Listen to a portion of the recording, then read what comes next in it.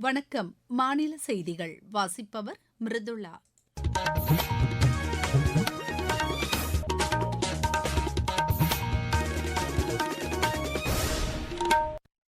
தலைப்புச் செய்திகள். வன்முறையும் வெறுப்பும் எந்த பிரச்சினைக்கும் தீர்வாகாது என்று பிரதமர் திரு நரேந்திர மோடி தெரிவித்துள்ளார். விளையாட்டுத் துறையை மேம்படுத்தும் வகையில் கேலோ இந்தியா திட்டம் மற்றும் தேசிய விளையாட்டு கூட்டமைப்புகளுக்கான நிதியுதவியை நீட்டிக்க மத்திய அமைச்சரவை ஒப்புதல் அளித்துள்ளது. அரசு பள்ளிகளில் காலியாக உள்ள உடற்பயிற்சி ஆசிரியர் பணியிடங்கள் விரைவில் நிரப்பப்படும் என்று பள்ளிக் கல்வித்துறை அமைச்சர் திரு ராஜ்மோகன் தெரிவித்துள்ளார். தமிழகத்தில் உள்ள தொழிற்பயிற்சி நிறுவனங்களில் மாணவர்களின் நேரடி சேர்க்கைக்கான கால அவகாசம் இம்மாதம் 14ஆம் தேதி வரை நீட்டிக்கப்பட்டுள்ளதாக மாநில அரசு அறிவித்துள்ளது. காமன்வெல்த் விளையாட்டுப் போட்டியில் ஈட்டி எறிதலில் இந்தியாவின் நீரஜ் சோப்ரா வெள்ளிப் பதக்கமும் யஷ்வந்த் சிங் வெண்கலப் பதக்கமும் வென்றனர். இனி விரிவான செய்திகள். வன்முறையும் வெறுப்பும் எந்த பிரச்சினைக்கும் தீர்வாகாது என்று பிரதமர் திரு நரேந்திர மோடி தெரிவித்துள்ளார். தடமாறி சென்ற திசை மாறிய இளைஞர் தலைமுறையினரை தண்டிக்காமல் நாட்டு நலன் மற்றும் தேசிய கட்டமைப்பு உணர்வுடன் அவர்களை சரியான பாதையில் அழைத்து செல்ல வேண்டும் என்று அவர் கேட்டுக் கொண்டுள்ளார். தலைநகர் தில்லி ஜந்தர் மந்தர் பகுதியில் அண்மையில் நடைபெற்ற போராட்டத்தை குறிப்பிட்டு பிரதமர் தனது சமூக வலைதள பக்கத்தில் வெளியிட்டுள்ள காணொலியில் இதனை தெரிவித்துள்ளார். சமூகத்தில் நிலவும் கோபமும் ஏமாற்றமும் இயல்பானதே என்றாலும் இளமைப் பருவம் என்பது கற்றுக்கொள்வதற்கும் தவறுகளை திருத்திக் கொள்வதற்குமான காலம் என்றும் அவர் கூறியுள்ளார். இளைஞர்களை நீதிமன்ற வழக்குகளுக்கு இழுப்பதோ அல்லது சமூக ரீதியாக துன்புறுத்துவதோ தீர்வாகாது என்றும் சமூகம் அவர்களை அரவணைத்து சரியான பாதையை காட்ட வேண்டும் என்றும் திரு நரேந்திர மோடி வலியுறுத்தியுள்ளார். விளையாட்டுத் துறையை மேம்படுத்தும் வகையில் கேலோ இந்தியா திட்டம் மற்றும் தேசிய விளையாட்டு கூட்டமைப்புகளுக்கான நிதியுதவியை நீட்டிக்க மத்திய அமைச்சரவை ஒப்புதல் அளித்துள்ளது. இதற்காக 2026-27 முதல் 2030-31 வரையிலான 5ஆண்டு காலத்திற்கு 36,441 கோடி ரூபாய் ஒதுக்கப்படும் என்று செய்தியாளர்களிடம் தகவல் ஒலிபரப்புத்துறை அமைச்சர் திரு அஸ்வினி வைஷ்ணவ் கூறினார். அமைச்சரவைக் கூட்டத்திற்கு பின்னர் நேற்று புதுதில்லியில் செய்தியாளர்களிடம் பேசிய அவர், இளைஞர்களின் வளர்ச்சிக்கும் நாட்டின் முன்னேற்றத்திற்கும் விளையாட்டு மிக முக்கியம் என்று கூறினார். ஒவ்வொரு திறமையான இளைஞரும் விளையாட்டில் சாதிக்க இத்திட்டம் உறுதுணையாக இருக்கும் என்றும், அடிமட்ட அளவில் தொடங்கி ஒலிம்பிக் வரை வீரர்கள் பயிற்சி பெற நாடு முழுவதும் கட்டமைப்புகள் உருவாக்கப்படும் என்றும் திரு அஸ்வினி வைஷ்ணவ் தெரிவித்தார். அரசு பள்ளிகளில் விளையாட்டு ஆசிரியர் பணியிடங்கள் 50% காலியாக இருப்பதாகவும் அவை விரைவில் நிரப்பப்படும் என்றும் பள்ளிக் கல்வித்துறை அமைச்சர் திரு ராஜ்மோகன் தெரிவித்துள்ளார். ஈரோட்டில் நேற்று செய்தியாளர்களிடம் பேசிய அவர், பள்ளிகளில் விளையாட்டு பாடத்தை ரத்து செய்யக்கூடாது என்று அறிவுறுத்தப்பட்டுள்ளதாக கூறினார். அரசு பள்ளிகளில் அடிப்படை வசதிகள் முழுமையாக செய்து தரப்படும் என்றும், எந்தெந்த பள்ளிகளில் கழிப்பறைகள் இல்லை என்பதை அதிகாரிகள் ஆய்வு செய்து வருவதாகவும் அவர் தெரிவித்தார். மதிய உணவில் அசைவம் வழங்குவது குறித்து முதலமைச்சர் உரிய முடிவெடுத்து அறிவிப்பார் என்றும் அவர் தெரிவித்தார். பள்ளி குழந்தைகளுக்கு தரமான சீருடைகள் வழங்கப்படும் என்றும், இதுகுறித்த அறிவிப்புகள் வரும் நிதிநிலை அறிக்கையில் இடம்பெறும் என்றும் திரு ராஜ்மோகன் கூறினார். நாமக்கல் மாவட்டம் பள்ளிப்பாளையம் மற்றும் குமாரப்பாளையம் பகுதிகளில் சுத்திகரிக்கப்படாத கழிவு நீரை சாக்கடை கால்வாய்களில் சட்டவிரோதமாக வெளியேற்றும் சாயப்பட்டறைகள் மீது கடும் நடவடிக்கை எடுக்கப்படும் என்று அமைச்சர் திருமதி சி விஜயலட்சுமி எச்சரித்துள்ளார். பள்ளிப்பாளையம் சங்ககிரி சாலையில் தடையை மீறி அந்த சாய ஆலை மீண்டும் சட்டவிரோதமாக இயங்குவதாக வந்த ரகசிய தகவலின் அடிப்படையில் அமைச்சர் அங்கு நேற்று நள்ளிரவில் திடீர் ஆய்வு மேற்கொண்டார். அமைச்சர் வருவதை அறிந்ததும் சாய ஆலைக்குள் பணியில் இருந்த தொழிலாளர்கள் அங்கிருந்து தப்பியோடினர்.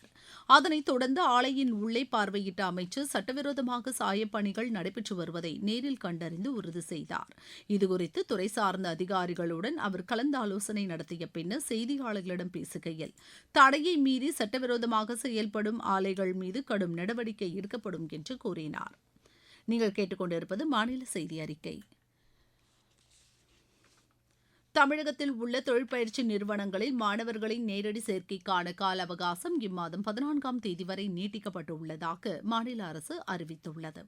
வேலைவாய்ப்பு மற்றும் பயிற்சித் துறையின் கீழ் மாநிலத்தில் 132 அரசு தொழிற்பயிற்சி நிலையங்களும் 277 தனியார் தொழிற்பயிற்சி நிலையங்களும் செயல்பட்டு வருவதாக மாநில அரசின் செய்திக்குறிப்பில் தெரிவிக்கப்பட்டுள்ளது.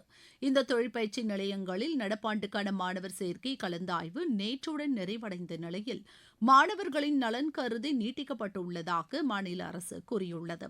கடந்த ஆண்டு தொழிற்பயிற்சி நிலையங்களில் பயிற்சி பெற்றவர்களில் 95%-னர் பல்வேறு முன்னணி தொழில் நிறுவனங்களில் வேலைவாய்ப்பு பெற்றுள்ளதாகவும் அந்த செய்திக்குறிப்பில் தெரிவிக்கப்பட்டுள்ளது. போதைப்பொருள் இல்லாத இந்தியாவை உருவாக்கும் நோக்கில் தூத்துக்குடியில் நேற்று விழிப்புணர்வு நிகழ்ச்சி நடைபெற்றது. நாட்டு நலப்பணி திட்டம் மற்றும் மை பாரத் கேந்திரா சார்பில் நடைபெற்ற இந்த நிகழ்ச்சியில் ஏராளமானோர் கலந்து கொண்டதாக மாவட்ட இளைஞர் அலுவலர் திரு ஞானச்சந்திரன் கூறினார். மை பாரத் மத்திய அரசினுடைய விளையாட்டு அமைச்சகத்தின் கீழ் இருக்கிற அமைப்பானது நாடு தழுவிய முகாம் ஜூலை 1ஆம் தேதி முதல் ஆகஸ்ட் 15ஆம் தேதி வரை இந்தியாவில் இருக்கிற 15 வயது முதல் 29 வயது வரை இருக்கிற அனைத்து இளைஞர்களையும் பதிவு செய்வதற்கான முகாமானது அனைத்து நிறுவனங்கள் மற்றும் அனைத்து இடங்களிலுமே நடைபெற்று வருகிறது. நஷா முக்த் பாரத் யுவா கனெக்ட் புரோகிராம்ல வைத்து மை பாரத் ரிஜிஸ்ட்ரேஷன் டிரைவ் என்பது நடத்தப்பட்டது. இந்த நஷா முக்த் யுவா ஃபார் விக்சித் பாரத் என்ற நிகழ்ச்சி என்பது இளைஞர்கள், குறிப்பாக இளம் தலைமுறையினர் போதை பழக்கத்திற்கு ஆளாகாமல் நம்முடைய பாரத பிரதமரின் கனவான மலர்ந்த இந்தியாவை அடைவதற்கு, போதையில்லா இளைய தலைமுறையை உருவாக்குவதற்கு மை பாரத்தின் சார்பாகவும் மற்றும் நாட்டு நலப்பணிகளின் சார்பாகவும் தொடர்ந்து நடைபெற்று வருகிறது. தமிழகத்தில் கோவை, திருநெல்வேலி மாவட்ட மலைப்பகுதிகள், நீலகிரி, தேனி, கன்னியாகுமரி மாவட்டங்களில் இன்று ஓரிரு இடங்களில் இடிமின்னல் மற்றும் பலத்த காற்றுடன் கனமழை பெய்யக்கூடும் என்று வானிலை ஆய்வு மையம் அறிவித்துள்ளது. மேற்கு தொடர்ச்சி மலையையொட்டியுள்ள ஏனைய மாவட்டங்கள், வடகடலோர தமிழகத்தின் ஓரிரு இடங்களில் இடிமின்னலுடன் கூடிய லேசானது முதல் மிதமான மழை பெய்யக்கூடும் என்று தெரிவிக்கப்பட்டுள்ளது. சென்னை மற்றும் புறநகர் பகுதியில் வானம் மேகமூட்டத்துடன் காணப்படும் என்றும் மாலை அல்லது இரவு நேரங்களில் ஒரு சில பகுதிகளில் இடிமின்னலுடன் கூடிய லேசானது முதல் மிதமான மழை பெய்யக்கூடும் என்றும் வானிலை மையம் கூறியுள்ளது. இருவரி செய்திகள். ஈரானின் எரிசக்தி இலக்குகளை குறிவைத்து அமெரிக்கா மீண்டும் தாக்குதல் நடத்தக்கூடும் என்று அந்நாட்டு ஊடகங்கள் தெரிவித்துள்ளன. பலுசிஸ்தானில் போராட்டம் நடத்தி வரும் நபர்களை பாகிஸ்தான் ராணுவம் கைது செய்து மறைவிடத்தில் கொண்டு சென்று துன்புறுத்துவதாக சர்வதேச பொது மன்னிப்பு சபை குற்றம் சாட்டியுள்ளது. சத்தீஸ்கட் மாநிலம் காங்கர் மாவட்டத்தில் மலேரியாவால் 5 பேர் உயிரிழந்தது தொடர்பாக தேசிய மனித உரிமை ஆணையம் தாமாக முன்வந்து விசாரணை மேற்கொண்டுள்ளது. நுகர்வோர் பாதுகாப்புத் துறையில் கணினி மேலாளர் பணியிடங்களுக்கு தேர்வு செய்யப்பட்டவர்களுக்கு பணி நியமன ஆணைகளை அமைச்சர் திரு வெங்கடரமணன் நேற்று வழங்கினார். விழுப்புரம் மாவட்டத்தில் 41 கோடி ரூபாய் மதிப்பீட்டில் முடிவுற்ற திட்டங்களை ஊரக வளர்ச்சித்துறை அமைச்சர் திரு ஆனந்த் நேற்று தொடங்கி வைத்தார். சென்னை மாநகராட்சியில் மின் ஒப்பந்த புள்ளி தொடர்புடைய பணிகளை மேற்கொள்வது தொடர்பாக அலுவலர்களுக்கான பயிற்சியை நேற்று ஆணையர் திரு சமீரன் தொடங்கி வைத்தார். திருவள்ளூர் மாவட்ட திறன் பயிற்சி அலுவலகத்தில் பிரதமரின் தொழில் பழகுனர் வேலைவாய்ப்பு திருவிழா நடைபெறவுள்ளதாக மாவட்ட ஆட்சியர் திருமதி கவிதா தெரிவித்துள்ளார். சென்னை துறைமுகத்தில் இருந்து கனிமங்களை ஒரே நாளில் அதிக அளவில் ஏற்றுமதி செய்து சாதனை படைக்கப்பட்டுள்ளது. விளையாட்டுச் செய்திகள். காமன்வெல்த் விளையாட்டுப் போட்டியில் ஈட்டி எறிதலில் இந்தியாவின் நீரஜ் சோப்ரா வெள்ளிப் பதக்கமும் யஷ்வந்த் சிங் வெண்கலப் பதக்கமும் வென்றனர். கிளாஸ்கோவில் நேற்று நடைபெற்ற ஈட்டி எறிதல் இறுதிப் போட்டியில் நீரஜ் சோப்ரா 85.83 மீட்டர் தொலைவிற்கு ஈட்டி எறிந்து இந்த பதக்கத்தை கைப்பற்றினார்.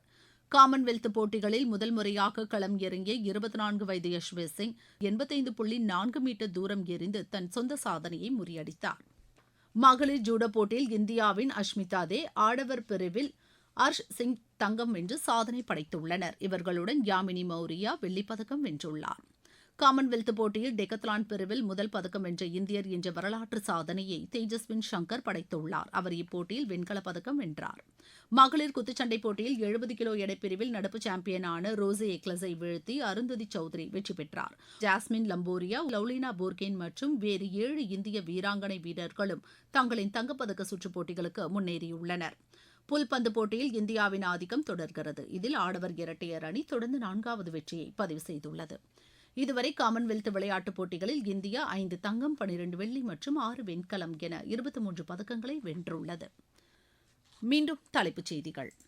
வன்முறையும் வெறுப்பும் எந்த பிரச்சினைக்கும் தீர்வாகாது என்று பிரதமர் திரு நரேந்திர மோடி தெரிவித்துள்ளார். விளையாட்டுத் துறையை மேம்படுத்தும் வகையில் கேலோ இந்தியா திட்டம் மற்றும் தேசிய விளையாட்டு கூட்டமைப்புகளுக்கான நிதியுதவியை நீட்டிக்க மத்திய அமைச்சரவை ஒப்புதல் அளித்துள்ளது. அரசு பள்ளிகளில் காலியாக உள்ள உடற்பயிற்சி ஆசிரியர் பணியிடங்கள் விரைவில் நிரப்பப்படும் என்று பள்ளிக் கல்வித்துறை அமைச்சர் திரு ராஜ்மோகன் தெரிவித்துள்ளார். தமிழகத்தில் உள்ள தொழிற்பயிற்சி நிறுவனங்களில் மாணவர்களின் நேரடி சேர்க்கைக்கான கால அவகாசம் இம்மாதம் 14ஆம் தேதி வரை நீட்டிக்கப்பட்டுள்ளதாக மாநில அரசு அறிவித்துள்ளது. காமன்வெல்த் விளையாட்டுப் போட்டியில் ஈட்டி எறிதலில் இந்தியாவின் நீரஜ் சோப்ரா வெள்ளிப் பதக்கமும் யஷ்வந்த் சிங் வெண்கலப் பதக்கமும் வென்றனர். இத்துடன் இந்த செய்தி அறிக்கை நிறைவடைகிறது.